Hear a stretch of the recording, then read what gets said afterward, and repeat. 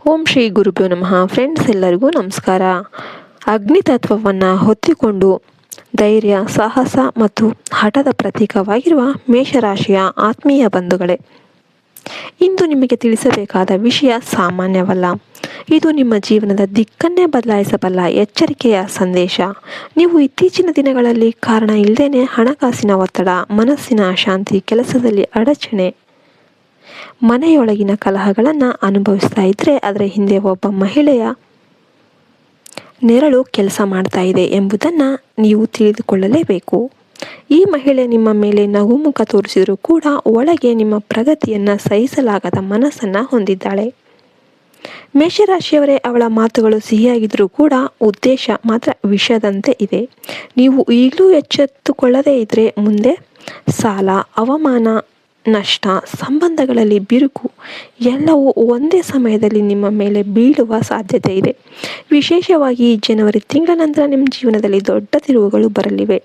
ಅದು ಒಳ್ಳೆಯದಾಗಲಿ ಅಥವಾ ಕಷ್ಟವಾಗಿರಲಿ, ನಿಮ್ಮ ನಿರ್ಣಯದ ಮೇಲೆ ಅವಲಂಬಿತವಾಗಿರುತ್ತೆ. ಈ ಸಮಯದಲ್ಲಿ ನಿಮ್ಮ ಅದೃಷ್ಟ ನಿಮ್ಮ ಕೈಯಲ್ಲೇ ಇದೆ. ಆದರೆ ತಪ್ಪು ವ್ಯಕ್ತಿಯ ಅವಕಾಶ ಕೊಟ್ಟರೆ ಅದೇ ಅದೃಷ್ಟ ನಿಮ್ಮ ವಿರುದ್ಧ ತಿರುಗಬಹುದು. ಮೇಷರಾಶಿಯವರು ಸಹಜವಾಗಿ ನೇರ ಮಾತಿನವರು. ಯಾರನ್ನೂ ಅನುಮಾನಿಸುವ ಸ್ವಭಾವ ಇಲ್ಲ. ಅದೇ ನಿಮ್ಮ ದೊಡ್ಡ ಬಲ. ಆದರೆ ಈ ಸಮಯದಲ್ಲಿ ಅದೇ ನಿಮ್ಮ ದುರ್ಬಲತೆಯಾಗುವ ಸಾಧ್ಯತೆ ಕೂಡ ಇದೆ. ನೀವು ದುರ್ಗಾಮಾತೆಯ ಭಕ್ತರಾಗಿದ್ದರೆ ಈಗಲೇ ಮನಸ್ಸಿನಲ್ಲಿ ಜೈ ದುರ್ಗಾಮಾತೆ ಅಂತ ಹೇಳಿ ಜೈ ದುರ್ಗಾದೇವಿ ಅಂತ ಕಮೆಂಟ್ ಮಾಡಿ. ದೇವಿಯ ರಕ್ಷಾ ಕವಚ ನಿಮ್ಮ ಸುತ್ತಲೂ ನಿರ್ಮಾಣವಾಗಲಿ. ಜ್ಯೋತಿಷ್ಯದ ಪ್ರಕಾರ ಮೇಷರಾಶಿಯವರ ಜೀವನದಲ್ಲಿ ಈ ಅವಧಿಯಲ್ಲಿ ಅಪಾರ ಅವಕಾಶಗಳು ಇವೆ. ಉದ್ಯೋಗದಲ್ಲಿ ಬದಲಾವಣೆ, ವ್ಯಾಪಾರದಲ್ಲಿ ವೃದ್ಧಿ, ಹೊಸ ಆದಾಯ ಮೂಲಗಳು ಕಾಣಿಸಿಕೊಳ್ಳುತ್ತೆ. ಆದರೆ ಅದೇ ಸಮಯದಲ್ಲಿ ನಿಮ್ಮ ವಿರುದ್ಧ ಕೆಲಸ ಮಾಡುವ ಗುಪ್ತ ಶತ್ರುಗಳು ಕೂಡ ಇದ್ದಾರೆ. ನಿಮ್ಮ ಜಾತಕದಲ್ಲಿರುವ ಮಂಗಳ, ಗುರು ಮತ್ತು ಶನಿಯ ಸಂಯೋಗ ನಿಮಗೆ ಶಕ್ತಿ ನೀಡುತ್ತಿದೆ. ಆದರೂ ಕೂಡ ರಾಹುವಿನ ಪ್ರಭಾವದಿಂದ ತಪ್ಪು ನಂಬಿಕೆಗಳು ಉಂಟಾಗಬಹುದು. ನೀವು ಯಾರನ್ನಾದರೂ ಅತಿಯಾಗಿ ನಂಬಿದರೆ ಅವರು ನಿಮ್ಮ ಬೆನ್ನಿಗೆ ಚೂರಿ ಹಾಕುವ ಸಾಧ್ಯತೆ ಇದೆ. ವಿಶೇಷವಾಗಿ ಒಂದು ನಿರ್ದಿಷ್ಟ ಹೆಸರಿನಿಂದ ಆರಂಭವಾಗುವ ಮಹಿಳೆ ನಿಮ್ಮ ಹಣಕಾಸು, ಮಾನ, ಕುಟುಂಬ ಶಾಂತಿಯನ್ನು ಹಾಳು ಮಾಡೋದಕ್ಕೆ ಪ್ರಯತ್ನ ಮಾಡ್ತಿದ್ದಾಳೆ. ಅವಳು ನಿಮ್ಮ ಕರ್ಮವನ್ನು ಕಳೆಯಲು ಬಂದ ವ್ಯಕ್ತಿಯಾಗಿರಬಹುದು. ಈ ಸಮಯದಲ್ಲಿ ನೀವು ಸಣ್ಣ ಸಣ್ಣ ಪರಿಹಾರಗಳನ್ನು ಅನುಸರಿಸಿದ್ದಾದರೆ ದೊಡ್ಡ ವಿಪತ್ತುಗಳಿಂದ ತಪ್ಪಿಸಿಕೊಳ್ಳಬಹುದು. ಮೇಷರಾಶಿಯವರು ಇದುವರೆಗೆ ಅನುಭವಿಸಿದ ನೋವು, ಅವಮಾನ, ಅಸಫಲತೆಗಳು ಶೀಘ್ರದಲ್ಲೇ ಅಂತ್ಯಗೊಳ್ಳುತ್ತೆ ಮತ್ತು ನಿಮ್ಮ ಜೀವನದಲ್ಲಿ ಹೊಸ ಬೆಳಕು ಅನ್ನೋದು ಕಾಣಿಸಿಕೊಳ್ಳುತ್ತೆ. ಉದ್ಯಮಿಗಳಾದ ಮೇಷರಾಶಿಯವರಿಗೆ ಹಿಂದಿನ ಹೂಡಿಕೆಗಳಿಂದ ಲಾಭ, ಹೊಸ ವ್ಯವಹಾರ ಒಪ್ಪಂದಗಳು, ಆಕಸ್ಮಿಕ ಹಣದ ಹರಿವು ಕಂಡುಬರುತ್ತೆ.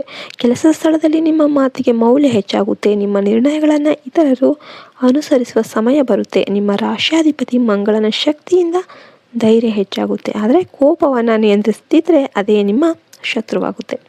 ಕುಟುಂಬದಲ್ಲಿ ನಿಮ್ಮ ಮಾತಿಗೆ ಗೌರವ ಸಿಗುತ್ತೆ. ವೈವಾಹಿಕ ಜೀವನದಲ್ಲಿ ಇದ್ದ ಅಸಮಾಧಾನಗಳು ನಿಧಾನವಾಗಿ ಕಡಿಮೆಯಾಗುತ್ತೆ.